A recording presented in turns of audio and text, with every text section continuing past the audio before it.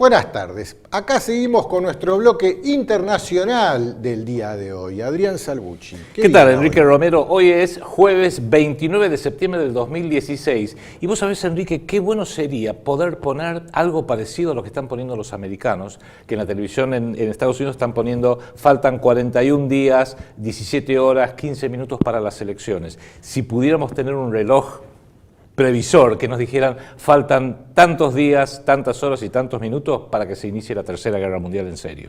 Bueno, vos fíjate, vos hiciste foco la semana pasada con respecto al inicio de la Tercera Guerra Mundial, así como la segunda tuvo su foco inicial, su punto de ignición, detonador, ahí está, esa es la palabra correcta, en Polonia.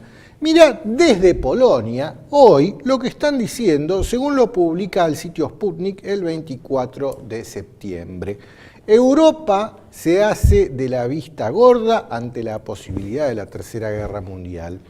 Ni los diputados del Parlamento polaco, ni los políticos de Europa hacen caso a lo obvio. Existe la posibilidad de la Tercera Guerra Mundial y hay muchas señales que la amenaza es muy real. Y esto lo dicen los diputados del Parlamento polaco, Józef Korwin-Mikke y Konrad Rołkowicz, algo en polaco. Son dos polacos que dicen esto, ¿no? Bueno, nosotros venimos según el semanario W Post, que será Varsovia Post o Warsaw, no sé cómo se... Warsaw, sí. Con motivo del 11 de septiembre, nosotros dijimos que el 11 de septiembre del 2001 se inició la primera fase de la Tercera Guerra Mundial, por más que no fue declarada. Ahora estamos a punto de que se inicie la segunda fase de la Tercera Guerra Mundial, que va a tener un elemento identificatorio, tengámoslo muy presente, que va a ser la detonación oficial de algún artefacto nuclear en alguna parte del mundo. Lamentablemente me temo que va a ser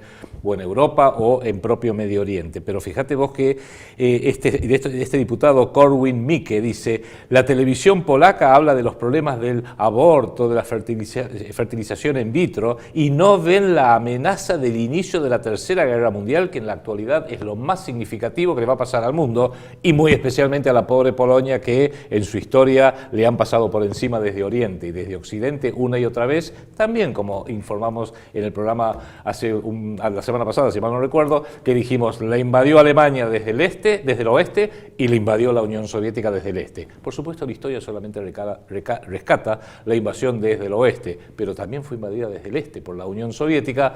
De eso no se habla porque después fueron los aliados, los buenos. Ahora sí se está hablando. Vos fíjate, esto lo tomo del microlector, porque desde el microlector han hecho la traducción de un artículo en una revista polaca.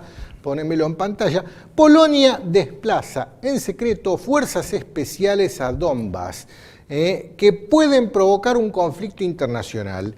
Andrzej Rosnek, vicerredactor jefe de la revista polaca No, afirma que las unidades especiales de Polonia fueron desplegadas en Donbass por orden del ministro de Defensa del país, Antoni Macierewicz. En las páginas del semanario polaco se publicó el artículo titulado Macierewicz provoca con armas a Rusia.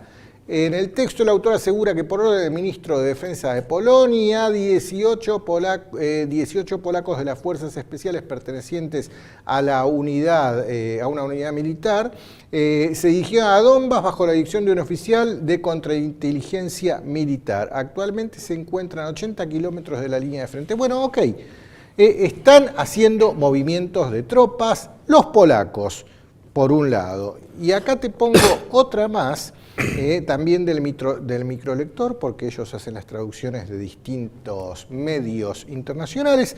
Suecia despliega tropas en una isla por una amenaza rusa ultra secreta. La semana pasada Suecia desplegó repentinamente, de forma permanente, a sus militares a la isla de Gotland, en el mar Báltico. La decisión se produce 11 años después de que Estocolmo clausurara una base en la isla con presencia militar desde hacía 200 años. Y esto lo dice el popular diario sueco Dagens Nyheter, o algo sueco tampoco sé, perdónenme, y que explica la decisión de reanudar la presencia militar en Gotland ante una supuesta amenaza rusa secreta. Acá se están preparando para algo, los rusos son los malos de la película. ¿Podemos dejar esa nota un segundito en pantalla? Fíjense una cosa, lo que acaba de hacer el ministro de Defensa polaco, Antoni Macierewicz, no es una decisión soberana de Polonia, es una decisión que Polonia lleva adelante como parte de la estrategia de la OTAN, la Organización del Tratado del Atlántico Norte, donde hay 3 países que fueron incorporados después de la caída de la Unión Soviética que son fundamentales para la estrategia de la OTAN de ir avanzando sobre Rusia. Polonia, Lituania, que es uno de los países bálticos, y Rumania, donde justamente esas bombas atómicas que tenían en Turquía las sacaron de raje cuando Turquía se dio vuelta y las mandaron a Rumania. ¿Qué pasa? Lamento, Enrique, que hoy por falta de tiempo no traje un mapa del mar Báltico. El mar Báltico es ese gran cuerpo de agua que entra desde el Océano Atlántico y que tiene 2 principales costas. Un lado Finlandia, del otro lado Suecia. ¿Qué pasa? Ese es un mar donde hay muchos países que tienen costas. Dinamarca, Estonia, otro de los países bálticos, Finlandia, Alemania, Latvia, Lituania, Polonia, Suecia, que acabas de nombrar vos, y Rusia. ¿Qué pasa? Con la excusa de que hay distintos países, varios de ellos de la OTAN, están avanzando sobre Rusia para amenazarlos. Y después hay otros países que son parte de la influencia del mar Báltico, por más que no tengan costas. Bielorrusia, la República Checa, Noruega, Eslovaquia y Ucrania. ¿Qué significa todo esto? Que parte de la geopolítica que está llevando a cabo y que Rusia lo viene denunciando una y otra vez, pero los medios occidentales no se dan por aludidos, es que la excusa de poner bases misilísticas, por ejemplo, en Polonia, es para agredir a Rusia, por más que oficialmente los misiles de Polonia, que ha puesto la OTAN en Polonia, están para defender a Polonia y a Europa de un ataque nuclear iraní, pero no apuntan a Irán, apuntan a Moscú. Entonces, esto es lo que los medios occidentales están ocultando para ir creando un frenesí de lo que acaba de decir Enrique, que es una especie de psicosis, que el malo de la película es Putin, que todo es culpa de Putin. Si llueve mucho y se inunda el norte de Francia, la culpa es de Putin, porque están preparando el estado anímico necesario entre la opinión pública para justificar un ataque a Rusia que prácticamente es inevitable ante toda la seguidilla de fracasos de Occidente. Recordemos que esto es una tradición norteamericana que viene de larga data. Para poder hacerle la guerra a España en 1898, un medio muy conocido, de un periodista muy conocido, un emporio periodístico que era Randolph Hearst, la famosa prensa Hearst, la prensa amarilla, inició titulares enormes que culpaban a España de haber hundido un barco norteamericano en La Habana, Cuba, toda una guerra psicológica para justificar una guerra contra España que después a Estados Unidos le trajo grandes beneficios, que tiene nombre y apellido: Cuba, Puerto Rico, Filipinas, cuyo actual presidente lo tiene muy en claro, y la isla de Guam. Bueno, están haciendo lo mismo ahora, pero con una diferencia: ya no van a ser bombitas chiquitas. Esto es un conflicto potencialmente termonuclear, porque Occidente ha perdido la partida, y es lo que estamos viendo hoy y se está desarrollando con enorme peligrosidad, y que algunos lúcidos en Polonia están tratando de alertar a la opinión pública. Bueno, y mira esto, lo publica Hispan TV. Estados Unidos advierte: aviones sirios y rusos no deben volar en Siria. El Pentágono advierte que los aviones sirios y rusos no deben volar en la zona de exclusión de Siria. Caso contrario, podría haber enfrentamientos. Y acá ya están delimitando los Estados Unidos una zona de exclusión. Esto me hace recordar a la Guerra de las Malvinas, y así todo, en la Guerra de las Malvinas, a un buque, el crucero General Belgrano, un buque argentino, que circulaba fuera de esa supuesta zona declarada unilateralmente, lo hundieron. Y no hacia las Malvinas, sino hacia el continente. Y acá te pongo otra. Erdogan también lo ratifica, también según Hispan TV, del 23 de septiembre, estableceremos zona de exclusión aérea en el norte de Siria. Esto lo dijo el presidente de Turquía, que todavía no termina de quedar claro de qué lado se puso. No termina de quedar claro. Acá están jugando con fuego, varios. Y mientras tanto, ¿por qué están medio histéricos con todo este tema? ¿Por qué? Porque los soldados del ejército sirio, las Fuerzas Armadas Soberanas, dirigidas por el presidente de un Estado-nación soberano que se llama Siria, y este presidente se llama Bashar al-Assad, es un presidente elegido democráticamente, no es un régimen, como titulan en todos los medios, ya está listo, según Hispan TV del 23 de septiembre, para iniciar el ataque terrestre sobre Alepo, o sea, retomar el control de Alepo, que hoy está en manos de ISIS. Ya hay cerca de 2.000 soldados listos para avanzar sobre Alepo. Y mientras tanto hay toda una campaña de desprestigio en los medios internacionales. Acá te pongo New York Times, por ejemplo, del 20 de septiembre. Naciones Unidas suspende la ayuda en Siria tras el bombardeo contra un convoy humanitario. Entonces ya está Naciones Unidas que condena esto y suspendemos la ayuda humanitaria, se acabó. Todo esto para demonizar a Rusia, obviamente. Y acá te pongo otra nota, porque está claro que hay una guerra mediática. Y acá te pongo Sputnik del 24 de septiembre. Guerra mediática. ¿Es cierto que el ejército sirio mató a mujeres y niños en Alepo? Las declaraciones sobre la muerte de niños y mujeres a raíz de los bombardeos en el este de Alepo son una parte de la guerra mediática que busca poner en el mundo en contra del ejército sirio y sus aliados, declaró una fuente de las milicias gubernamentales de la ciudad. Y acá es verdad, hay toda una campaña, yo hasta he visto en esta semana imágenes de estos supuestos bombardeos en Siria, con chiquitos muertos en brazos, con sus padres sacándolos de entre los escombros, que me recordaban a las imágenes de los bombardeos que hizo en el año 2014 el Estado de Israel sobre la Franja de Gaza. Entonces, ¿serán reales? ¿Serán sacadas de contexto? ¿Serán fotos de otros momentos de la historia? No lo sé, pero que está claro que estamos frente a una guerra mediática, eso sí está clarísimo. Esto me hace recordar, Enrique, me acuerdo cuando fue el propio 11 de septiembre del 2001 que CNN sacó en pantalla palestinos festejando por el ataque a las Torres Gemelas. Y luego tuvo que desdecirse porque eran palestinos festejando 5 o 6 años antes el retorno de Arafat a Palestina. Pero tomaron ese video y dijeron, acá tienen a los palestinos diciendo viva, viva, viva, qué lindo que han tirado abajo las Torres Gemelas. CNN... Como lo decían en árabe, no se entendía. No se entendía. Por ahí decía, viva, viva, que hemos recuperado nuestro Estado soberano. Pero ¿quién lo va a entender? Claro. Bueno, mira, acá te pongo otro, y esto ya es RT del 17 de septiembre. Putin sobre Estados Unidos. Intentan mostrar a Rusia como el imperio del mal. Y esto es contraproducente. Ha destacado el líder ruso refiriéndose al uso constante de la imagen de Rusia en las elecciones presidenciales de Estados Unidos. Recordemos, Enrique, que la frase "The Evil Empire", que remite a la película de Hollywood de la Guerra de las Galaxias, la empezó a usar Ronald Reagan en los años 80, precisamente para describir la ex Unión Soviética, con lo cual esto tiene un fuerte packaging mediático porque The Evil Empire se refiere claramente a los que se visten de negro, los que usan cascos reminiscentes de cosas negativas, etc. Es parte de una guerra psicológica donde la gente se deja influenciar no por el dato fáctico racional, sino por la imagen simbólica irracional. Y todo esto en Estados Unidos lo hacen en un contexto de debate electoral interno, o sea, quieren tapar lo que pasa adentro mostrando cosas que supuestamente pasan afuera. Pero desde adentro, mira lo que publica RT, en Estados Unidos no hay voluntad política de detener la crisis en Siria. Esto lo publicaron el 24 de septiembre.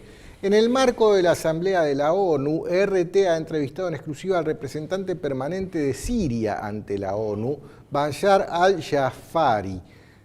O sea, ¿quieren arreglar el problema de Siria o quieren que el problema de Siria se convierta en el detonante? En el detonante de la Tercera Guerra Mundial. Eso no me cabe ninguna duda, porque es en Siria donde Rusia se puso tan firme que tampoco Rusia puede dar marcha atrás. En Irak, Rusia fue prescindente, cruelmente prescindente. Destruyeron los Estados Unidos sin una orden de la ONU y Gran Bretaña. Destruyeron a Irak y Rusia se quedó en el molde. Fueron realmente cruelmente prescindentes. En Libia, en el 2011, pasó lo mismo. En Siria no lo van a permitir. Es más, ya no pueden dar marcha atrás, no hay forma alguna, con lo cual quizás muchos en Estados Unidos, sabiendo de que todo lo demás lo han hecho mal, especialmente en lo financiero, económico y monetario, necesitan patear el tablero, y qué mejor forma de patear el tablero que hacer quedar mal a los rusos y después terminar diciendo fue culpa de los rusos. Que ojo, ¿me permites hacer una aclaración, Enrique, que es la siguiente? Sí. Porque acá nunca van a faltar los despistados, como has dicho vos, Enrique, en varias oportunidades, que van a decir, ustedes están a favor de RT, ustedes están a favor de Putin, ustedes están a favor de Rusia. No, nosotros hacemos un análisis alternativo, haciendo escuchar la otra campana para que usted saque sus conclusiones. Porque cuando hablamos de la problemática de Polonia, que permite ser utilizado por la OTAN para agredir a Rusia, o de Lituania, o incluso de Rumania, y toda la problemática en Medio Oriente, hay que recordar que Rusia está pagando el precio de sus fechorías de cuando era la Unión Soviética, que invadió a Polonia, luego invadió a la mitad de Europa, un régimen cruel que llegó a erigir muros en Berlín específicamente para no permitir que la gente pudiera salir de Alemania Oriental. Berlín fue una creación soviética. Una creación absolutamente soviética, año 1961, Nikita Khrushchev, como respuesta a la firmeza del presidente norteamericano John Kennedy. Con lo cual, Rusia hoy está pagando, en toda esta satanización, el precio de sus 7 décadas de comunismo y de injusticias, de la misma forma que a un nivel mucho más terrible, Alemania está pagando las consecuencias de sus políticas en los años 30 y 40. Y Polonia, hasta puedo decir que los entiendo, porque Polonia, insisto, fue invadida por Alemania de una forma terriblemente cruel, fue invadido por la ex Unión Soviética de una manera terriblemente cruel, los diezmaron, los soviéticos mataron a todos sus oficiales de sus fuerzas armadas, y luego de ser liberados, fueron totalmente invadidos por la Unión Soviética durante 40 años más. O sea, realmente los entiendo. Algo parecido le pasó, aunque no tan duro, a Lituania, otro miembro destacado geopolítico de la OTAN, y algo parecido también le pasó a Rumania. Con lo cual, no es que hay buenos y malos acá. Rusia hoy está pagando las consecuencias de sus agresiones y sus errores del pasado. Sí, bueno, vos mirá esta otra nota del 24 de septiembre, publicada en Sputnik, sobre el acuerdo entre Estados Unidos y Rusia. El Departamento de Defensa de los Estados Unidos salió abiertamente a decir si obedecer o no obedecer a Obama. Es bravo esto. Esto es bravo porque mientras que por un lado hay... En Estados Unidos hay una fractura, no solamente entre los que están con Hillary Clinton y los que están con Donald Trump, que ahora vamos a hablar de eso en unos instantes, no solamente entre distintas facciones dentro del propio gobierno Obama, sino dentro de las Fuerzas Armadas. Por un lado, las Fuerzas Armadas cada vez están más distantes del poder político en la Casa Blanca, ya desde la época de George W. Bush. Y por otro lado, hay una facción dentro del Pentágono, o sea, el Ministerio de Defensa, las Fuerzas Armadas norteamericanas, que por un lado quiere avanzar con todo el poder bélico que tiene Estados Unidos, que es mucho y es devastador, para imponer a sangre y fuego este mundo unipolar, que saben que ya el tiempo se les acaba y lo tienen que imponer ya, y otra facción que es más moderada. La más moderada especialmente es atendible, porque cuando se desatan guerras crueles, como hace Estados Unidos en Afganistán, en Irak, en Libia, en Siria, los que pagan después con sus vidas, con los miembros que pierden, brazos, piernas, etc., y sus tratamientos psicológicos son decenas de miles, si no cientos de miles de combatientes norteamericanos, con lo cual ante amenazas de guerra hay que siempre escuchar qué es lo que dice el establishment militar, sea en Estados Unidos, sea en Rusia, en Europa o aún en la Argentina, en cualquier país latinoamericano, porque ellos saben que los políticos son muy fáciles de hablar. El jugo de pico entre los políticos es bien conocido, pero después los que mueren son los soldados que van al frente y los que sufren son los familiares que donde despacharon a un hijo al campo de batalla, el campo de Marte les devuelve un cadáver. Te pongo otra, esto es RT, del 27 de septiembre. Estados Unidos está de nuestro lado. Esto lo dijo el comandante del frente, al-Nusra, que dice que Washington arma a yihadistas. Ya están sacándose entre todos las caretas acá. Claro, la organización extremista ha recibido directamente de Estados Unidos misiles guiados TOW con los que ha logrado equilibrar la situación frente al ejército sirio.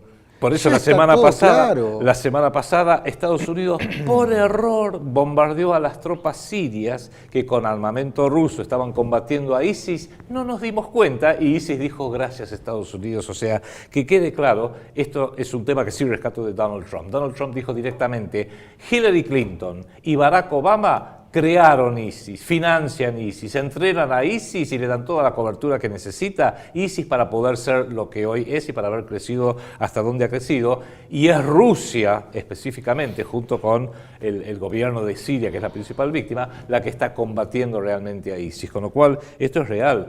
Hoy en día, al revés que en 1939, cuando fue la Segunda Guerra Mundial, que había bandos tan claros que uno agarraba un mapa y decía, bueno, acá está Francia e Inglaterra, apoyada por Estados Unidos, acá está la Unión Soviética, acá está Alemania, apoyada por Austria, Hungría. Uno podía casi delimitar los frentes en un mapa. Hoy ya no se puede hacer más eso. Hoy no es una guerra vertical que se pueda definir con fronteras geográficas y geopolíticos, sino que es una guerra eminentemente horizontal, donde dentro de un país como Estados Unidos hay un sector militar que quiere la guerra total y hay otro sector militar que puede que esté por arriba o por abajo que dice no, vamos despacito.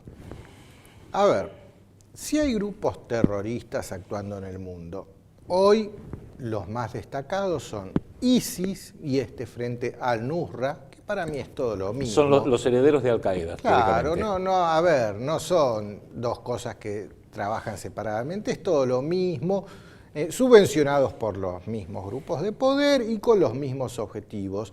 Y ellos siempre andan diciendo por ahí, sí, ojo que vamos a atacar en Francia, ojo que vamos a atacar en tal lugar, ojo que nunca dicen, ojo que vamos a atacar en Israel. Eso llama la atención también, porque no lo hacen, pero mirá esto que publica RT el 29 de septiembre, las insinuaciones de Estados Unidos, de que el Estado Islámico atacará en Rusia, porque desde Estados Unidos ya andan advirtiendo, ojo que ISIS va a atacar en Rusia. ¿Cómo saben? Parecen más bien una orden. ¿Cómo saben? Y esto no lo dice cualquiera, esto lo dice la portavoz de la Cancillería rusa, que ha agregado que en 6 meses Washington no ha logrado separar a la oposición moderada del Frente al-Nusra, la rama de Al-Qaeda que actúa en Siria. Lo dijo María Zaharova. Mirá qué linda que bonita, es esta mujer. Sí, la rusa una más linda sí, que la otra. Pero, a ver, como que estas insinuaciones, ojo que ISIS se viene para Rusia, suena a que desde Estados Unidos le están dando la orden falta que a los diga, de ISIS, ¿me escuchaste ISIS? Sí. Ojo que vas para Rusia y que le guiñen el ojo, lo único que falta. Mirá esta otra. Está todo muy caldeado, Adrián. Esta serie de noticias que estoy poniendo denotan que hay un quilombo terrible y que no saben cómo arreglarlo y que ya estamos en la Tercera Guerra Mundial, pese a que los diarios no titularon, todavía empezó la Tercera Guerra Mundial. Acá te pongo Hispan TV del 26 de septiembre. Francia, acá ya se mete Francia, le pide a Rusia e Irán, no sé por qué meten a Irán ahora, que retiren su apoyo al gobierno sirio. Y esto lo dice el canciller francés, el ministro de Asuntos Exteriores, Jean-Marc Ayrault, o Ayrault, se pronunciará en francés. ¿Qué está pasando? Y bueno, obvio, ¿Qué está pasando? Irán es el demonio. Claro, como principal nación chiita es el aliado tradicional de Siria, que también es la otra gran potencia chiita, y evidentemente ya es una tentativa aparentemente desesperada, ojalá que no sea de último momento y de última hora, de dar vuelta a la realidad de todo, de decir directamente que mientras esté, esto lo viene diciendo Obama desde hace años, empezó diciendo Bashar al-Assad debe irse, y la pregunta es, ¿por qué no consultamos a los sirios? ¿Por qué no le preguntamos a los sirios? No, Washington decide, y ahora París también decide, que en realidad se tiene que ir Bashar al-Assad, y si sigue en el poder es porque lo viene apoyando Rusia e Irán. Efectivamente, es así, porque pregunta, ¿por qué hay que removerlo de prepo violentamente a Bashar al-Assad, como hicimos con Saddam Hussein y como hicimos con Muammar Gaddafi? Porque cuidado, a mí no me gusta el estilo ni de Bashar al-Assad, ni de Saddam Hussein, ni de Gaddafi, llegado el caso, porque no es mi entorno cultural. Pero cuidado, cuando estaban a cargo en tiempos de paz de sus respectivos países, Siria, Irak y Libia, eran países ordenados, disciplinados, en paz, con su ley cultural y con su estilo, que no es el nuestro, pero eran países que eran viables. Sus pueblos estaban contentos en Los general. pueblos estaban contentos, por eso que no había levantamientos. Ahora son tres naciones en la peor guerra civil, violenta, sanguinaria, imaginable, por culpa de Estados Unidos, Gran Bretaña, Francia, que le tendría que dar vergüenza a los franceses, luego que ellos hicieron cargo del mandato que incluyó a Siria y al Líbano después de la Primera Guerra Mundial. Los franceses tendrían que sentir vergüenza por la manera vil que se están comportando en Siria, como los italianos debieran sentirse avergonzados por la manera como Silvio Berlusconi atacó de una forma repugnante a Libia, que también es una ex colonia de un país europeo, en este caso de Italia. Te pongo otra más, mirá esta. Ya que hablamos de Irán, diplomático iraní. Rusia frustró los planes de dividir Siria, según Sputnik, del 28 de septiembre. La participación de Rusia en el combate al terrorismo en Siria frenó el fraccionamiento del país, según el ministro de Relaciones Exteriores iraní, Bahram Qasemi. Y esto se lo dijo en declaraciones a Sputnik. A ver, las intenciones de los Estados Unidos con respecto a Siria era balcanizar de la misma manera, como lo acabas de explicar recién, Adrián, balcanizar de la misma forma que lo ha hecho con Libia, con Irak, con Afganistán. ¿Por qué? Porque de esa destrucción total ellos ganan, sus corporaciones ganan, sus aliados ganan. Acá hubo alguien que le dijo no, hasta acá llegaste, con Siria no. Y no les gusta. Y desde una visión, esta que acabas de describir vos es exactamente así, Enrique, desde una visión un poco más amplia aún, todas estas disrupciones, todos estos actos de violencia, todas estas situaciones caóticas, lo que hacen también, y esto es por donde quieren matar dos pájaros de un tiro, va debilitando la posibilidad de que se estructure una auténtica y por primera vez en la historia de la humanidad alianza euroasiática, el eje Berlín-Moscú, Pekín. Están buscando cualquier forma de fracturarle, metiéndole todo tipo de problemáticas, y aunque Medio Oriente no es formalmente parte de la Alianza Euroasiática, cualquier disrupción en Medio Oriente tiene un impacto que puede hacer que todo vuele por los aires. Pero bueno, volvamos al tema Irán, porque el gran demonio del mundo en estos últimos años era Irán. Netanyahu en la ONU dijo hay que atacar Irán porque Irán bombardeó nuestra embajada en Buenos Aires y mostró la bomba. Claro. Pero Estados Unidos, con respecto al tema Irán, empezó a poner paños fríos, hizo este acuerdo por el desarrollo supuesto de la energía nuclear en Irán. Y mirá a qué grado ha llegado la cosa, que acá te pongo una noticia de Sputnik del 24 de septiembre. La bella iraní que conquistó el Departamento de Estado de Estados Unidos.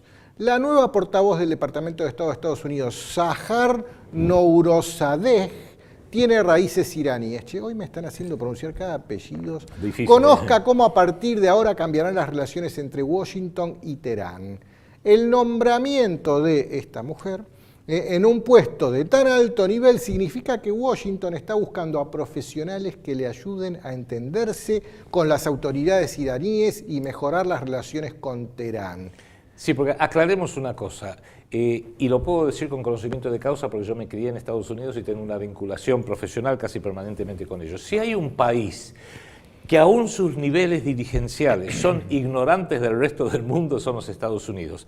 Al revés que Inglaterra, que como tiene 5 siglos de experiencia imperial global, los ingleses tienen una visión magnífica del planeta Tierra, son auténticos geopolíticos. Vos mismos has hablado una y otra vez de Halford Mackinder, que es el padre prácticamente de la geopolítica. El americano no, el norteamericano es mucho más provincial.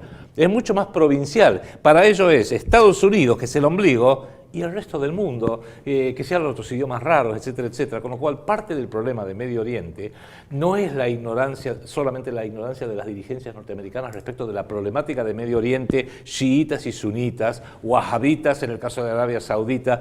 El hecho de que Medio Oriente fue colonizada y fue invadido por las potencias occidentales. No olvidemos que después de la Primera Guerra Mundial, todo Medio Oriente quedó en manos de Italia, Francia, Gran Bretaña principalmente, que redibujaron el mapa según les parecía a ellos más conveniente.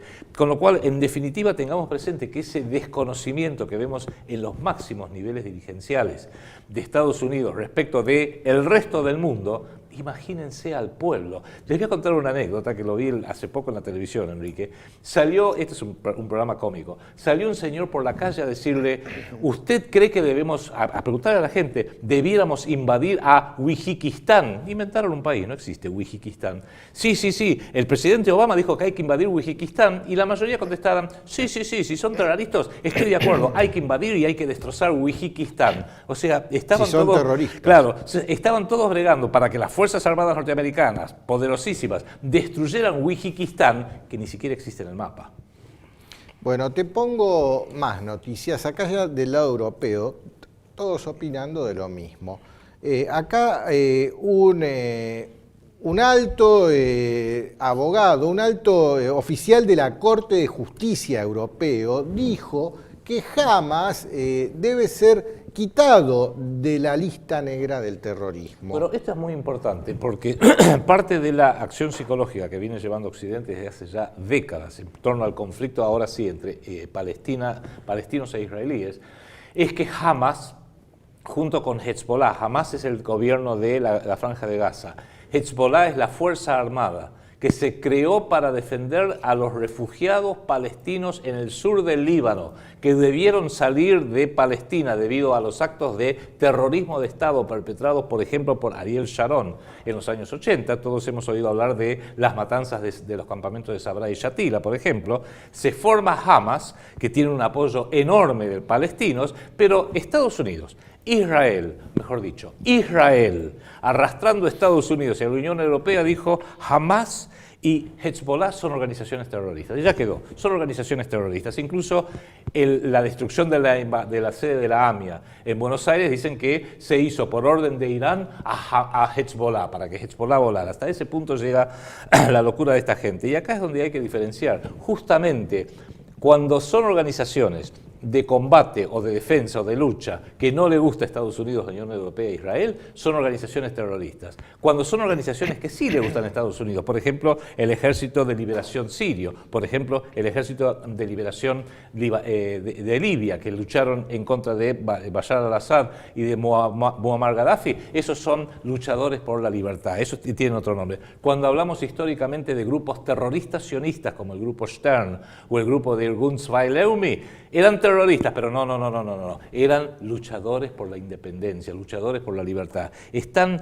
obvio y es tan, obsceno el doble discurso y el doble estándar que lo estamos viendo en nuestro propio continente, cuando de repente ahora las FARC colombianas, de ser una organización de narcoguerrilleros terroristas, ahora por un acuerdo patrocinado por el presidente Juan Manuel Santos, miembro de la American Society, ahora se integran a la sociedad colombiana. El presidente le ha regalado bancas tanto en el Senado como en la Cámara de Diputados y ahora pasaron de ser los terribles narcotraficantes a ser parte del gobierno de Colombia. Como verán, de esta manera no vamos a llegar nunca a buen puerto.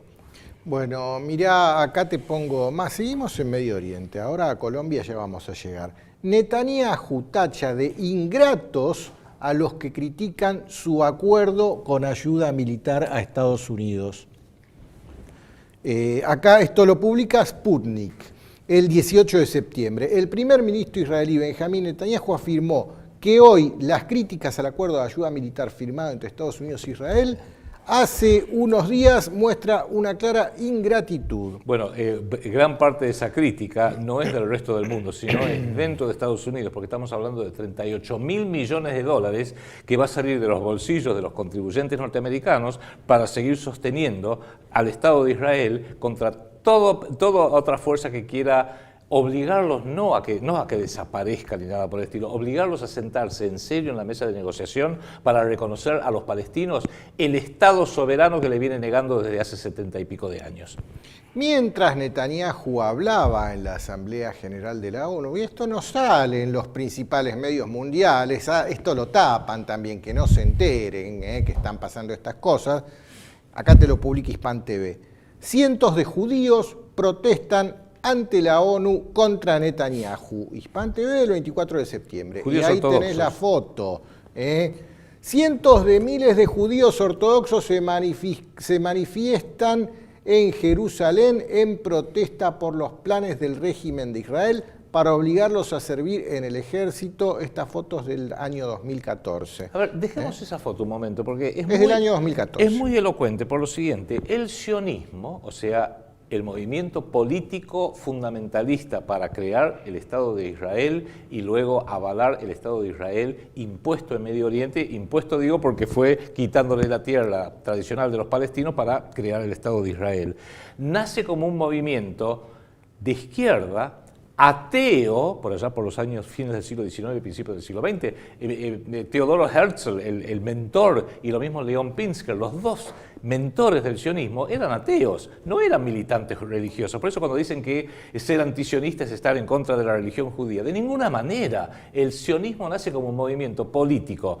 racista, étnico, no religioso, no era religioso. Justamente luego, a partir de la Guerra de los 6 Días de 1967, hay un cambio y cierta ultraderecha religiosa se incorpora al sionismo, y ahí es cuando cobra esta estigma absolutamente virulenta y muy violenta. Pero el judío auténticamente religioso, inclusive grupos de rabinos como los que acabas de mostrar en pantalla, dicen que en realidad va en contra de los preceptos del judaísmo, que no dice que el judaísmo tiene que estar representado por un Estado territorial absolutamente identificado en un determinado sector de la tierra. Dicen que el judaísmo es algo mucho más profundo que eso, mucho más amplio, mucho más teológico, con lo cual esto en realidad lo que hace es demostrarnos que, como en todos los lugares, siempre que hay un movimiento político fuerte, duro, en tiempos de guerra, hay distintas opiniones al respecto. Lo que no puede hacer el Estado actual de Israel, del gobierno de Netanyahu, y los lobbies que representan la voz de Israel en distintos países, por ejemplo la DAI en la República Argentina,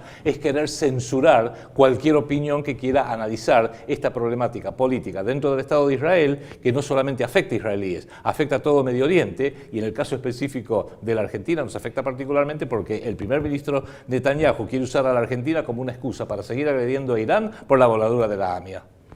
Te pongo más de Netanyahu en la ONU. Acá está. Mirá lo que dijo, según Hispan TV, del 22 de septiembre. La ONU, antes fuerza moral, ahora es una farsa moral. Estoy de Así acuerdo lo con dijo. Netanyahu. Estoy de acuerdo, yo también. Totalmente de acuerdo. Benjamín Netanyahu denuncia que la ONU empezó a trabajar como fuerza moral y ahora se convirtió en una farsa moral. Estamos de acuerdo, Netanyahu, ¿qué hacemos? Tiremos a la basura la ONU. Estoy de acuerdo. El proyecto Segunda República Argentina apoya la salida de la Argentina de la ONU. ¿Por qué? Porque es una farsa. Toda la ONU, Netanyahu, vos también ves lo mismo, la ONU es una farsa. Pongámonos de acuerdo entre todos los países del mundo y disolvámosla, porque hasta ahora trajo más problemas que soluciones. Borrón y cuenta nueva. Y mirá a nivel cómo meten el dedo en la llaga para traer más problemas desde la propia ONU, que quieren incendiar el mundo y generar la Tercera Guerra Mundial. Acá te pongo Sputnik del 25 de septiembre. La embajadora de los Estados Unidos frente a la ONU insta a remover a Rusia del Consejo de Seguridad. Eso es jugar con fuego. Por el conflicto en Siria. Eso es jugar con fuego porque la ONU nace en 1945, después de la Segunda Guerra Mundial, porque los aliados victoriosos decidieron que iba a haber un Consejo de Seguridad con 4 miembros permanentes, el Reino Unido, Francia, Gran Bretaña y los Estados Unidos, al cual y la Unión Soviética, al cual luego se agregaría China. Cuidado con eso porque si se remueve a Rusia, estamos prácticamente diciendo, bueno, empecemos mañana. Si la removemos hoy, mañana empezamos la Tercera Guerra Mundial. A ver, pone de vuelta la nota. A ver si la función de las Naciones Unidas es mantener la paz y la armonía en el mundo. Una acción como esta, promovida dentro de las Naciones Unidas, es casualmente el botón que dispara la Tercera Guerra Mundial. Y la van a disparar desde adentro de las Naciones Unidas. ¿Vamos a un corte? Sí, vamos a un corte, enseguida volvemos, no se vayan.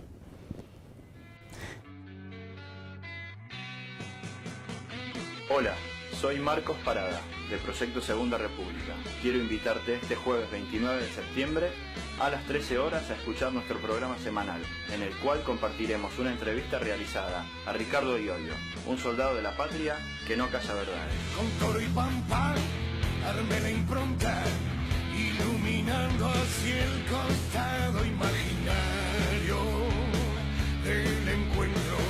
Vengo rockeando desde hace tiempo, soñando siempre una canción para animarte y darte aliento.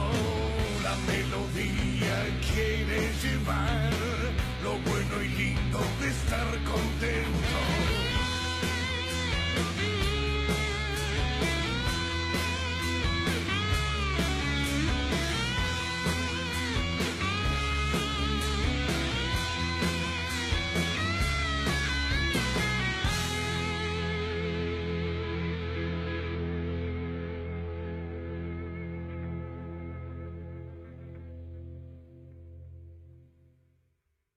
Proyecto Segunda República. No somos la oposición. Somos la resistencia. Una idea cuyo tiempo ha llegado.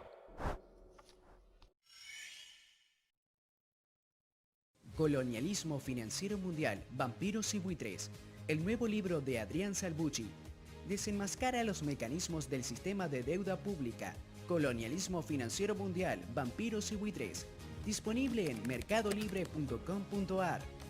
Allí encontrará el libro en su versión estándar, así como la edición especial, dedicada y autografiada por el autor, la cual se ofrece como bono colaboración al proyecto Segunda República.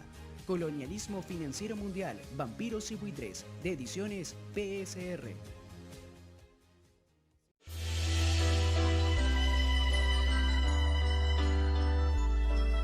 Presentamos el proyecto Segunda República, un movimiento ideológico para pensar el país, que nació por el 2001, a partir de la voluntad de un grupo de personas que, al igual que muchos otros, creyeron que ya era hora de un cambio de paradigmas en la forma de administrar nuestra nación.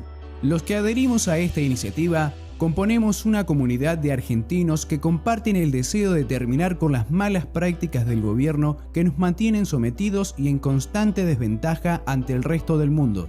El proyecto se construye sobre 5 pilares: restaurar el Estado soberano como institución fundamental al servicio de los intereses del pueblo de la nación, recuperar la moneda soberana, impresa por un Estado soberano y al servicio de la economía real del trabajo y la producción.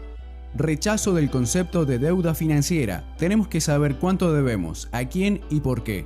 Las deudas legítimas las vamos a abordar, las dudosas las vamos a investigar y las ilegítimas las vamos a repudiar. Liberación de las instituciones republicanas de su dependencia del dinero, para que cualquier ciudadano competente tenga voz y voto en todos los niveles de la administración del Estado. Recuperar los valores éticos y morales, porque la política debe estar subordinada a los valores culturales y éticos propios de la nación argentina. Proyecto Segunda República, una idea cuyo tiempo ha llegado. Conoce más de esta propuesta en www.proyectosegundarepublica.com. Busca en Facebook la página oficial del PSR, los videos semanales en el canal de YouTube del canal TLB1 y las páginas regionales del PSR para contactarte con personas de tu provincia.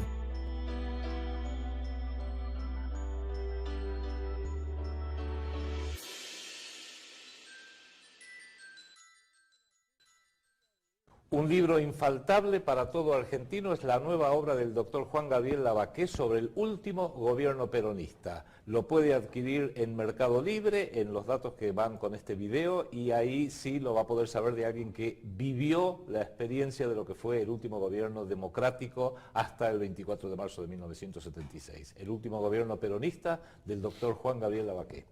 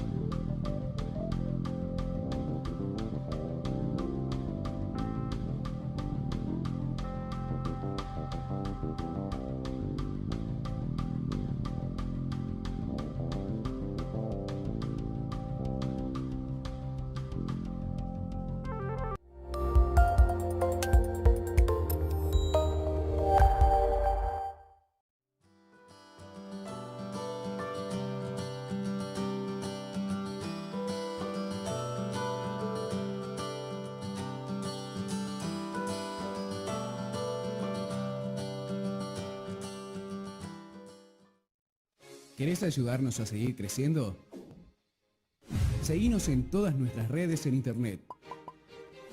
Facebook.com/Proyecto Segunda República, Twitter.com/PSR-Argentina. En YouTube, seguinos en 6 canales.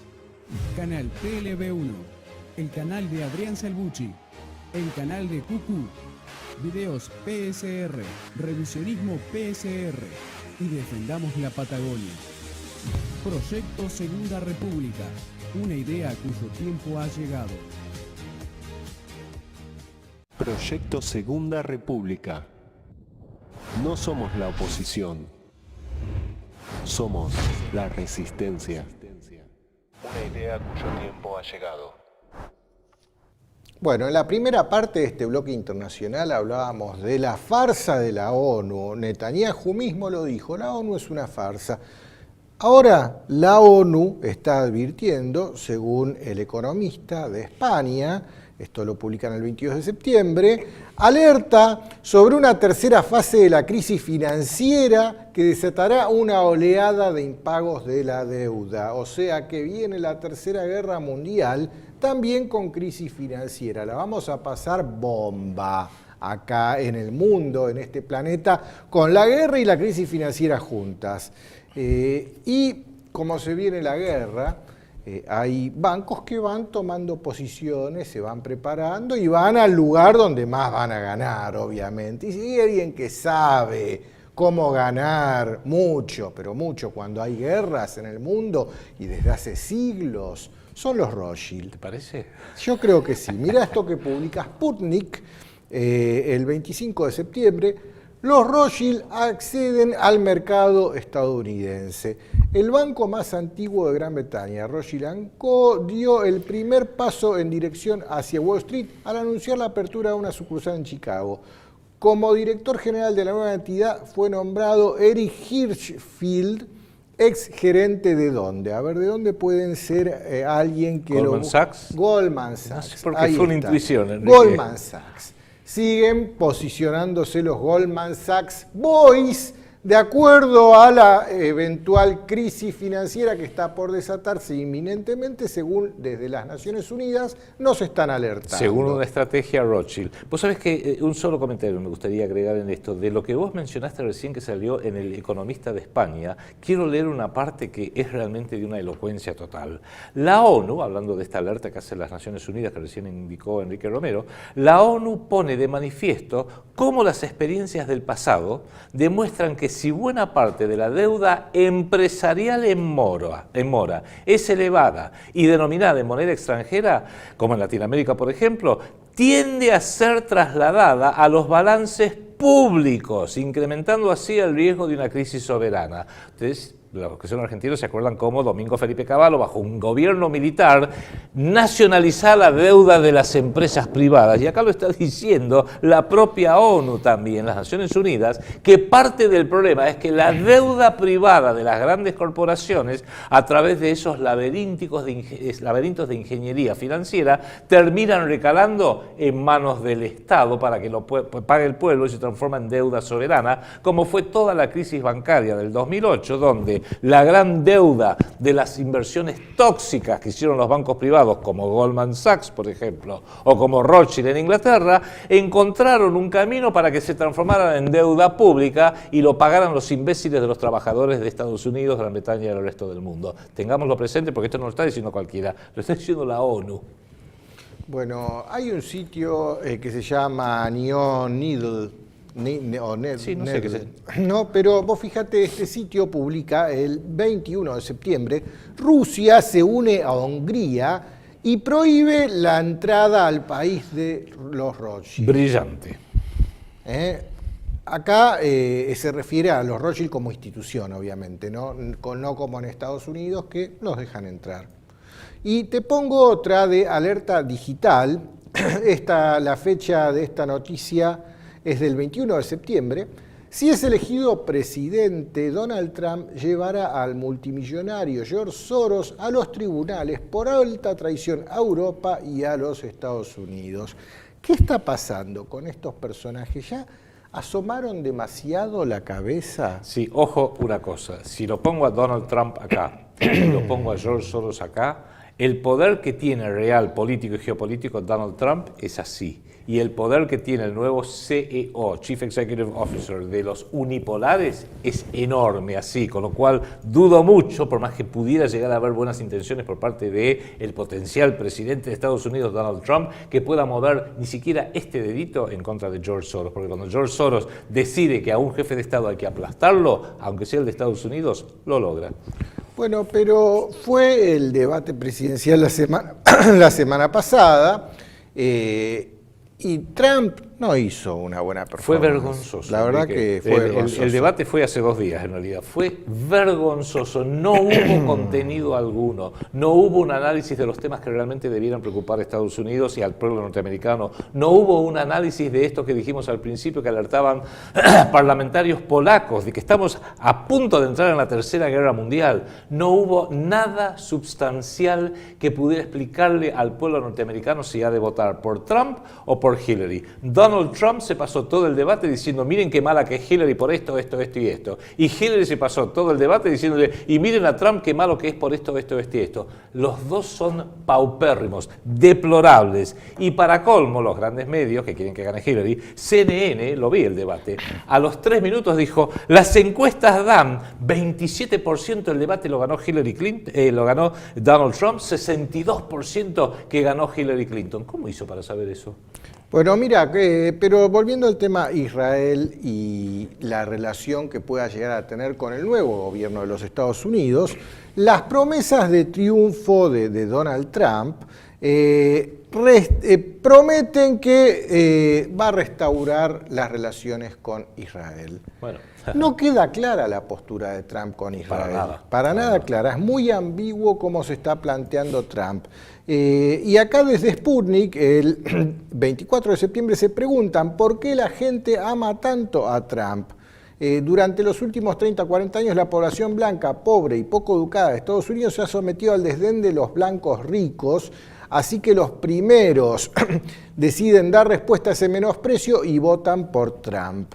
Así lo dice David Carlin en un artículo para la American Thinker. Y cuidado con todo esto de las encuestas, porque las encuestas que están haciendo, la encuesta de CNN, la encuesta del New York Times, el Washington Post, porque también en junio de este año, las encuestas más serias de estos encuestadores tan doctos que tienen estos sistemas, estas fórmulas científicas para calcular el desenlace de distintas participaciones del electorado, daban que de ninguna manera Inglaterra va a salirse de la Unión Europea. Bueno, parece que la encuesta anduvo mal. Así que de estas mismas encuestas que dicen Hillary es la próxima presidenta, la primera mujer presidenta de Estados Unidos, esperemos al 8 de noviembre, faltan hoy 41 días, y veamos qué es lo que realmente dice el electorado norteamericano.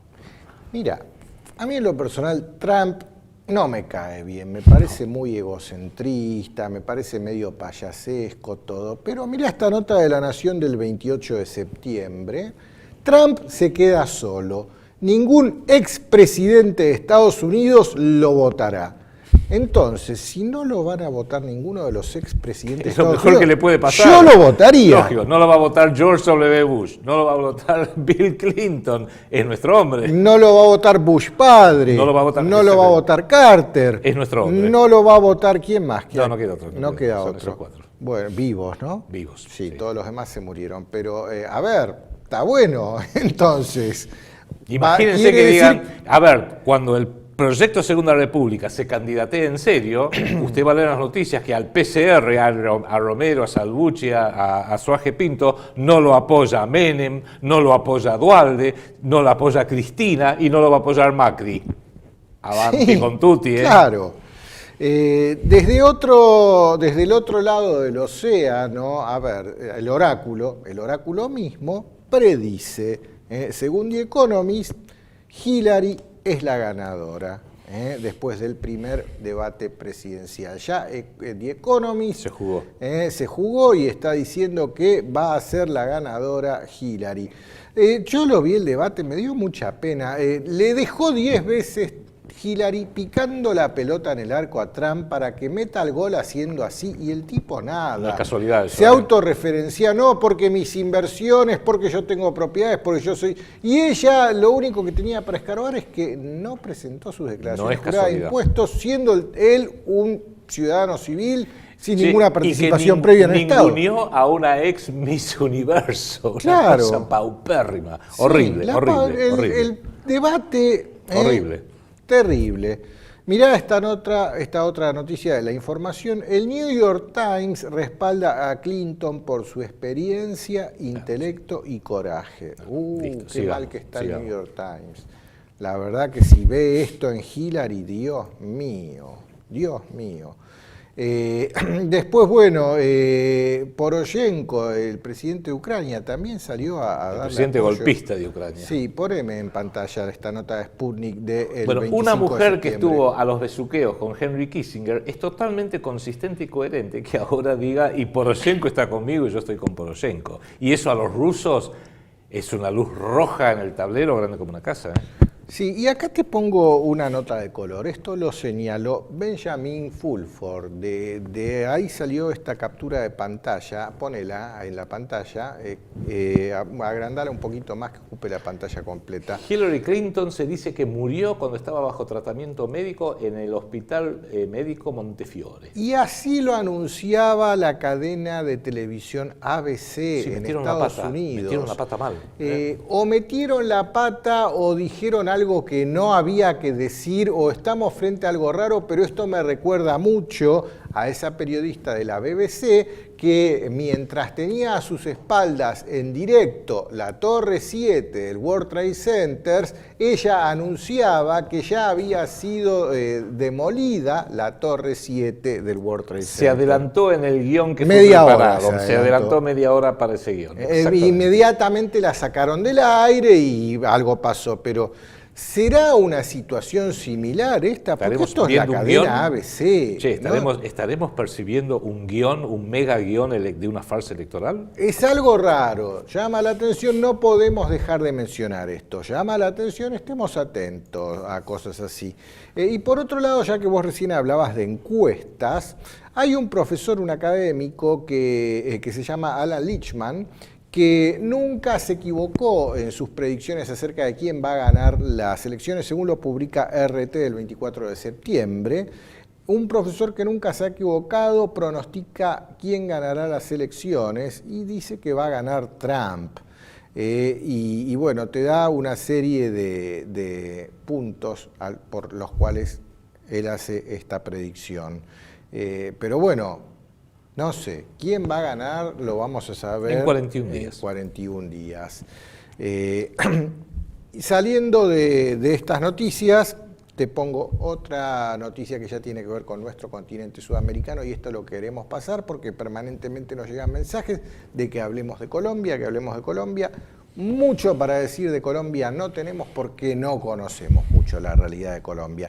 Pero el lunes pasado en mi columna en Radio Sónica hablé de esta firma de La Paz, que acá aparece en pantalla como lo publicaba RT, y a mi entender lo que se ha firmado, los Rothschild en el siglo XIX decían que la mejor parte de una guerra siempre es cuando se arma la mesa de negociaciones por la paz.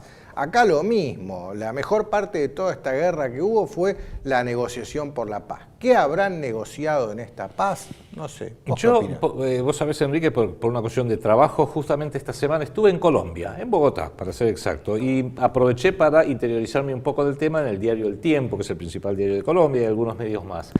Hay una fuerte oposición a lo que se ha firmado con las FARC, porque se dice se está legitimando a un grupo guerrillero que ha asesinado a decenas de miles de personas, que ha secuestrado a decenas de miles de personas, que ha mantenido a Colombia en un estado virtual de guerra a lo largo de más de 50 años, y creen que esto va a traer problemas porque ya hubo tentativas en el pasado de llegar a una paz acordada con la FARC, pero como son unos guerrilleros en definitiva y unos terroristas, Realmente, presidente Juan Manuel Santos, si usted cree en la palabra de guerrilleros y terroristas, quizás usted tenga un problema, pero no sorprende el enorme apoyo que ha tenido esta farsa de un acuerdo con las FARC en Colombia, porque en definitiva debilita al Estado Nacional de la República Hermana de Colombia, porque cuenta con el apoyo justamente de los Rockefeller, del New York Times, del Washington Post, de Soros, que lo han aplaudido a rabiar, diciendo finalmente la paz, lleno de emotividad, etcétera, etcétera, pero no recordemos que estamos legitimando, cuando digo legitimando es que el acuerdo incluye darle bancas en el Senado y en la Cámara Baja de Colombia a estos guerrilleros,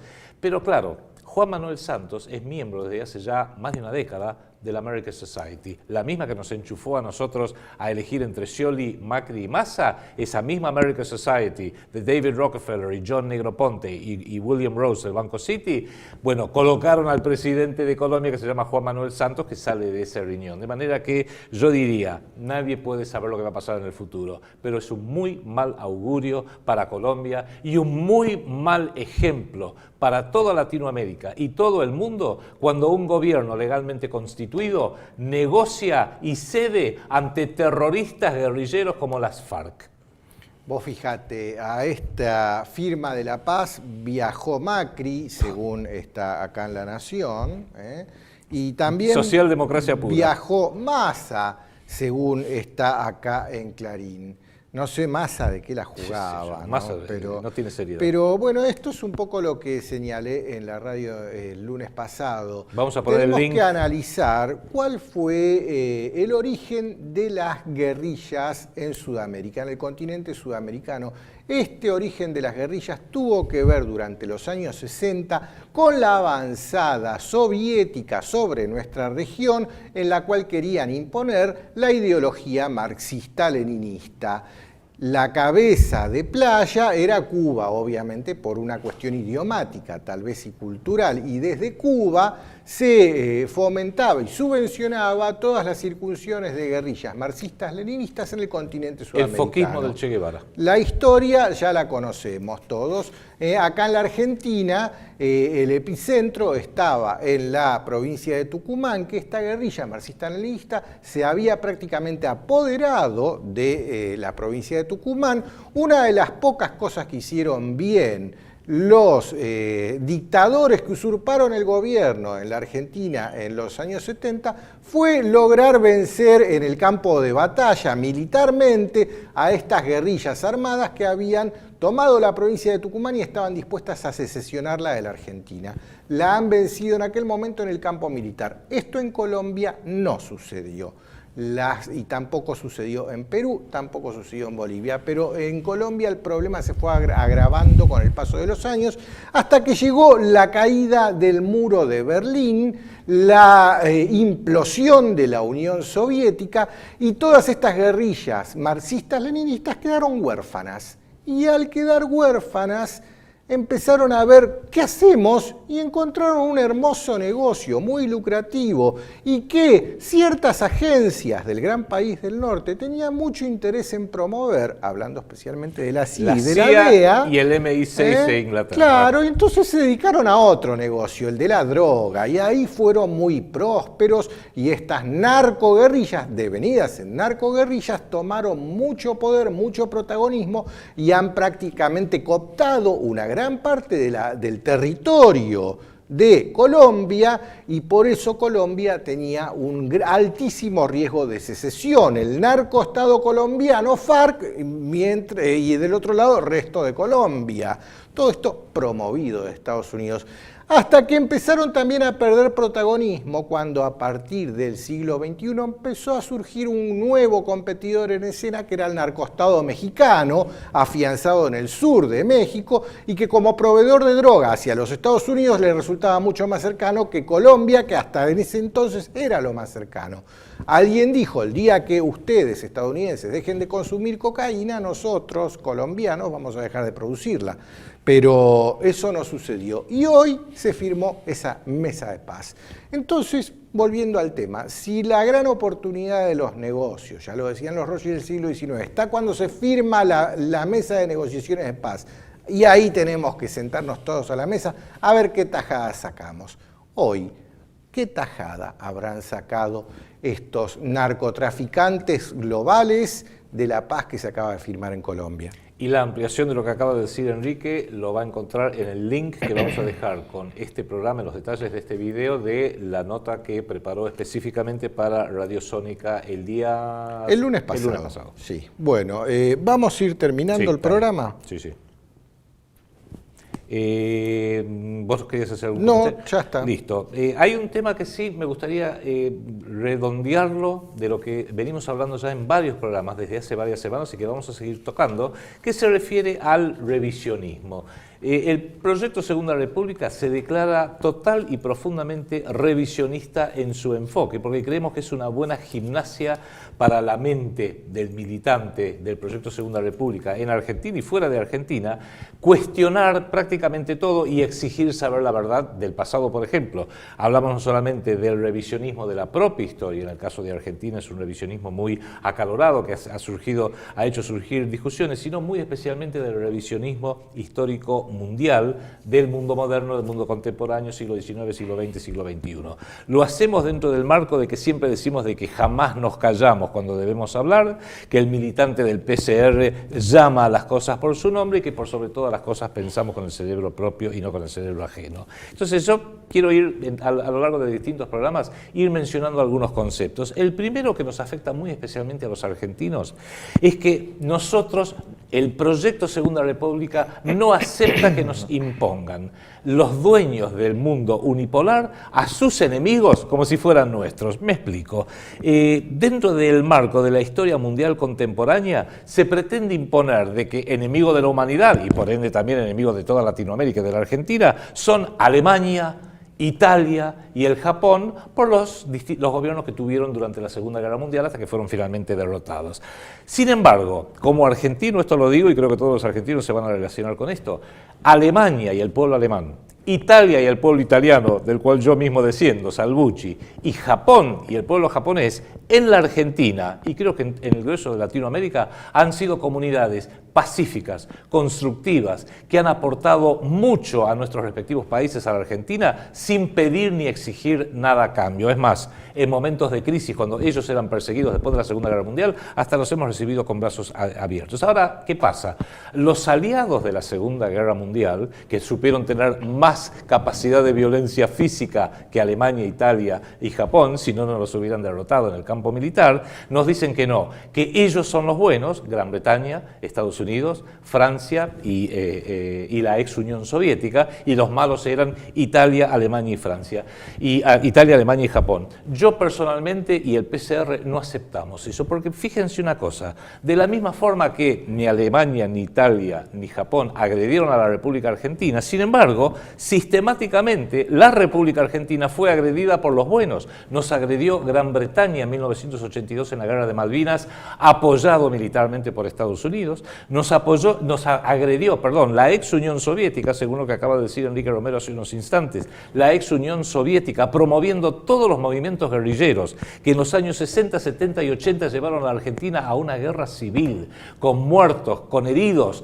con una situación social realmente terrible que nos fue postrando durante generaciones, y esa guerrilla, el ERP, Montoneros, las FAP, las Fuerzas Armadas, etcétera, fueron avaladas, financiadas por la Unión Soviética directamente o a través de Cuba en muchos casos, con lo cual la Unión Soviética de aquella época, otro de los buenos de los aliados, no fue amiga nuestra para nada. Y Estados Unidos y Gran Bretaña, conjuntamente a través de sus servicios de inteligencia y sus respectivas embajadas, orquestaron golpes cívico-militares que desplazaron gobiernos democráticos como el de Juan Domingo Perón en 1955, Arturo Frondizi en 1961, Arturo Illia en 1966 y muy especialmente el gobierno de María Estela Martínez de Perón, democráticamente elegido también, en 1976, hundiendo a este país en los preceptos del Plan Cóndor, orquestado y armado por Henry Kissinger, entre otros, con los cuales los enemigos de la República Argentina, precisamente el histórico ha sido Gran Bretaña, Estados Unidos, Francia, indirectamente por ser parte de la Unión Europea, y la ex Unión Soviética, por lo que representó hasta la caída de la Unión Soviética, mientras que esos son nuestros adversarios y enemigos, Y no podemos decir que Alemania, la satanizada Alemania, sea nuestro enemigo, porque justamente ese país ha sido siempre muy pacífico respecto de la Argentina y ha sido una nación amiga.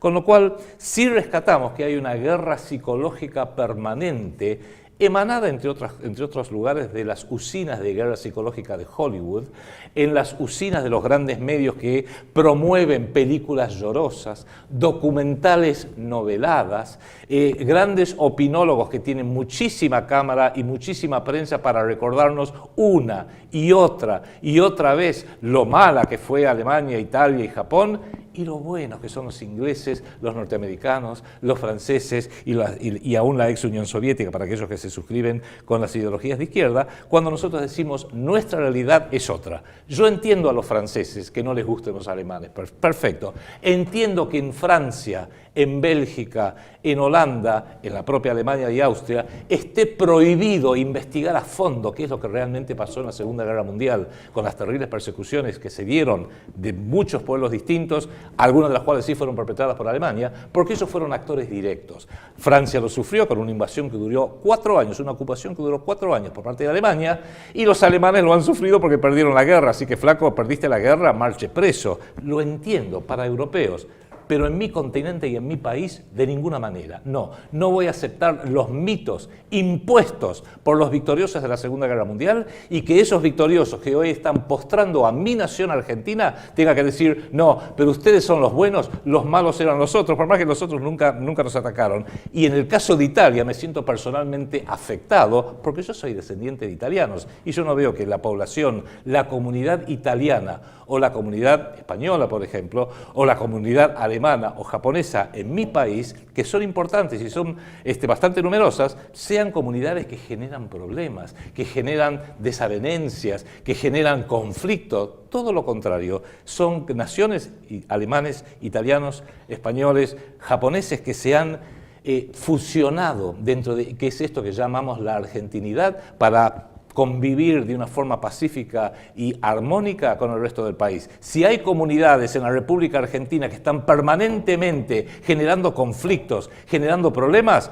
les puedo garantizar que no es ni la comunidad italiana, ni la comunidad japonesa, ni la comunidad alemana en la República Argentina. Por eso, en esta regla de militancia del proyecto Segunda República de que hay que pensar con el cerebro propio y no con el cerebro ajeno, nosotros nos rehusamos a pensar con el cerebro de la embajada norteamericana, de la embajada inglesa y de otras embajadas que anden pululando por ahí. Esto lo vamos a ir llevando y profundizando a lo largo de estos programas, porque claro, nadie niega, ni cabe ninguna duda que Alemania, la Alemania de los años 30 y los años 40, sí fue partícipe de persecuciones terribles contra distintas nacionalidades, incluida la comunidad judía europea en aquella época. Nadie puede negarlo.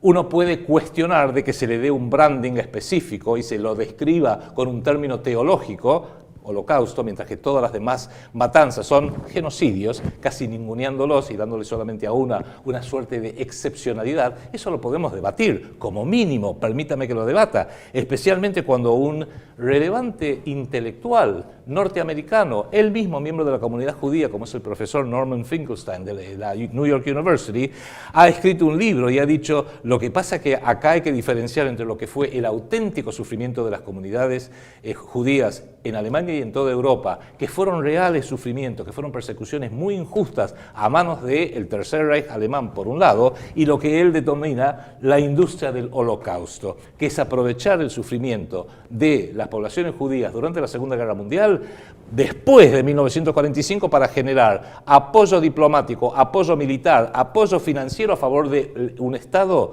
foráneo, que no tiene nada que ver con Argentina, que está en permanente estado de guerra, es una potencia nuclear, una gran potencia militar, que es el Estado de Israel. Diferenciemos las dos cosas. Esto es un tema político, no tiene nada que ver con la religión, tiene que ver con intereses concretos políticos agrupados en torno de ese movimiento político del cual ya hemos hablado al principio de este bloque, que es el sionismo, que es un movimiento eminentemente político. Por eso, tengámoslo en claro, no nos dejemos arrastrar por esta exageración, me refiero a exageración en el sentido de la forma como se lo promueve permanentemente a través de los medios y la guerra psicológica, de una persecución muy injusta y dolorosa, por cierto, porque también podríamos recordar que entre 1933 y 1936, ya que hablamos de uno de los aliados, la ex Unión Soviética, Soviética, José Stalin asesinó a 6 millones de ucranianos, más 1,5 millones de ciudadanos de Crimea, matándolos de hambre porque no les convenía, no les gustaba el régimen que estaba viniendo impuesto desde Moscú. Recordemos también, ya que hablamos de campos de concentración, que los campos de concentración fueron inventados por los ingleses durante la guerra de los Boer en Sudáfrica en 1904 en adelante. Recordemos también, esto usted no se lo dice el Diario de la Nación, que entre 1942 y 1945 la democrática Estados Unidos de Norteamérica encarceló en campos de concentración a la totalidad de la población de ciudadanos norteamericanos de raza japonesa por su raza nada más, simplemente. Y recordemos también que mientras todo el mundo se rasgaba las vestiduras por las terribles persecuciones de Europa, que lo eran realmente terribles, recordemos que en Estados Unidos, en esa misma época y hasta muchos años después, en los estados de Luisiana, Arkansas, Mississippi, Alabama, Carolina del Sur, Carolina del Norte, Georgia, entre otros, por constitución estadual estaba prohibido darle los mismos derechos a la población negra que a la población blanca. Estaban prohibidos los matrimonios entre un blanco y un negro, por ejemplo. ¿Por qué? Por razones raciales. De manera que, muy importante, nuestro enfoque revisionista es ir a fondo, le guste o no le guste al que no le guste,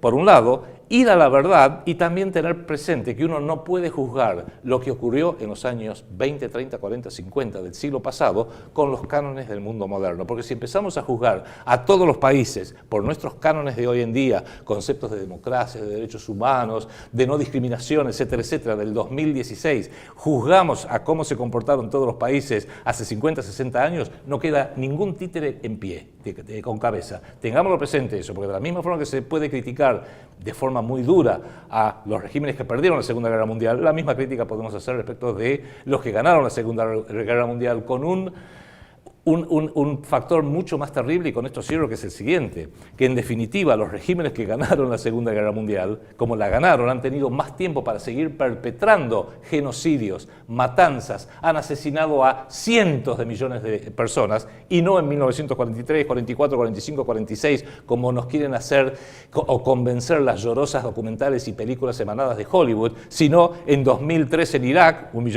millones de muertos, desde hace 20 años en Afganistán, hace apenas 6 años en Libia y hoy lo que está pasando en Siria. De manera que en términos de persecuciones injustas, dolorosas y sanguinarias por parte de ciertas naciones en contra de otras naciones y de otras comunidades, nadie tiene la libertad de arrojar la primera piedra. Y en eso el proyecto Segunda República se va a mantener absolutamente en firme de llamar a las cosas por su nombre, decirlas sin nunca callar porque alguien venga a amedrentarnos con hostigamientos judiciales, con amenazas mafiosas de las cuales hemos dado cuenta en la primera parte en el bloque nacional de este programa, sino que pensando con el cerebro propio y no con el cerebro ajeno, vamos a decir cuál es la verdad auténtica desde el punto de vista no de los intereses de Washington o de Londres o de París o de Moscú, sino desde el punto de vista de los argentinos que vivimos en esta república, esta bendita República Argentina, y de todos los pueblos latinoamericanos que tenemos que unirnos como una auténtica patria grande continental para poder, sí, sentarnos en la mesa del poder multipolar mundial, que es la única forma que vamos a poder negociar con aquellos poderosos que hoy están llevando al mundo directamente hacia una tercera guerra mundial. Bueno, esto ha sido todo por hoy. Ya la semana que viene volveremos a estar aquí. Muchas gracias a todos por seguirnos. Hasta la próxima.